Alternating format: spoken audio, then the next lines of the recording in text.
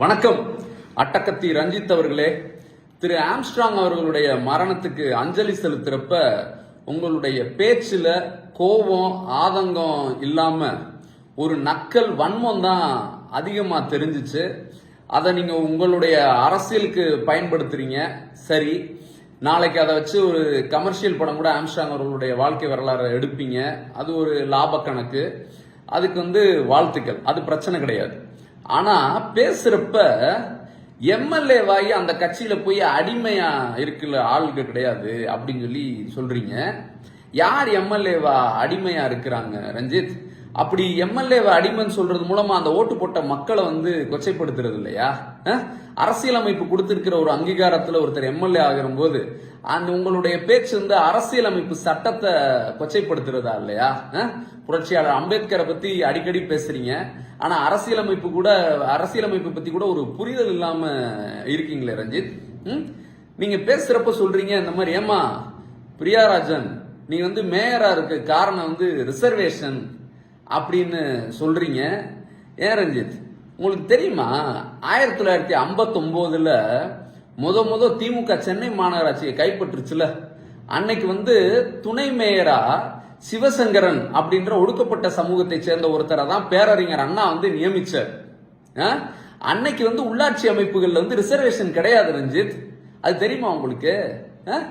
1973 ஒடுக்கப்பட்ட சமூகத்தை சேர்ந்த வரதராஜனை உயர் நீதிமன்ற நீதிபதியா ஆக்குறதுக்கு காரணம் முத்தமிழறிஞர் கலைஞர். அன்னைக்கு ஜுடிஷியரியில ரிசர்வேஷன் கிடையாது ரஞ்சித். தெரியுமா உங்களுக்கு?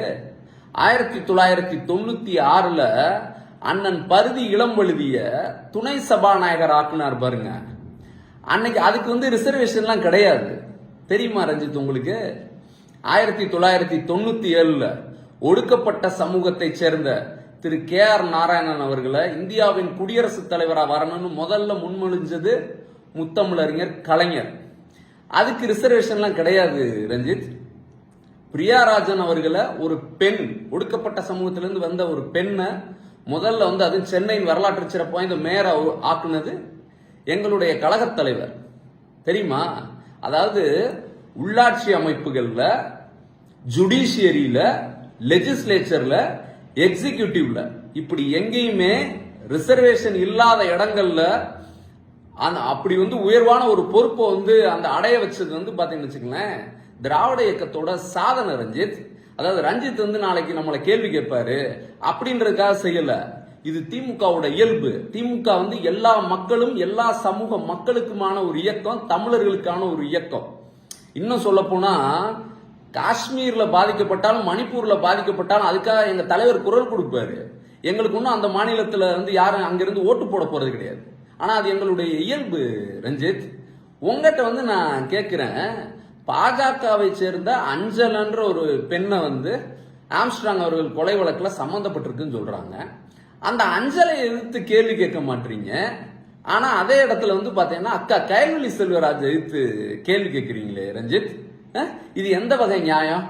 ஆனா நீங்க பேசுறதெல்லாம் பார்த்தா எப்படி இருக்குன்னா, பிரியாராஜனை சொன்னதெல்லாம் பேசும்போது பார்த்தா புரட்சியாளர் அம்பேத்கர் உயிரோடு இருந்திருந்தா அவரே கூட நீங்க அரசியலமைப்பின் தலைவராகிறதுக்கு காரணம் ரிசர்வேஷன் தான் சொன்னாலும் சொல்லியிருப்பீங்க போல ரஞ்சித். அதாவது ரொம்ப புரிதல் இல்லாம பேசியிருக்கீங்க.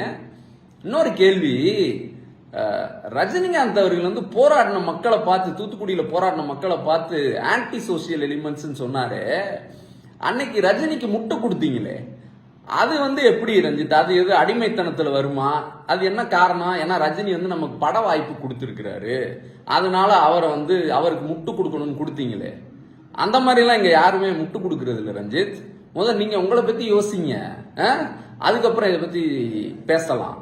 சரிங்களா ரஞ்சித்? அதாவது ஜாதி அரசியலை கையில் எடுத்து பேசுறது நல்லது கிடையாது, யாருக்குமே பயனே கிடையாது. இன்க்ளூசிவ் பாலிடிக்ஸ் அது பேச ட்ரை பண்ணுங்க. சரிங்களா? நன்றி. வன்னியர் சமுதாயத்தின் மக்களை திமுக பழி வாங்குதுன்னு சொல்றீங்களே, வாய் கூசுல உங்களுக்கு? அன்புமணி, மிஸ்டர் அன்புமணி, உங்களுக்கு வாய் கூசுல சொல்லாம அந்த வார்த்தையை?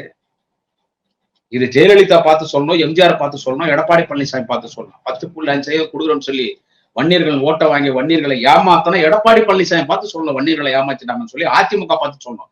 திமுக பார்த்து சொல்லாம வன்னியர் சமுதாயத்தின் மக்களுக்கு 100% நன்மை செய்த ஒரே தலைவன் இந்த உலகத்தில் ஓய்வு கொடுத்து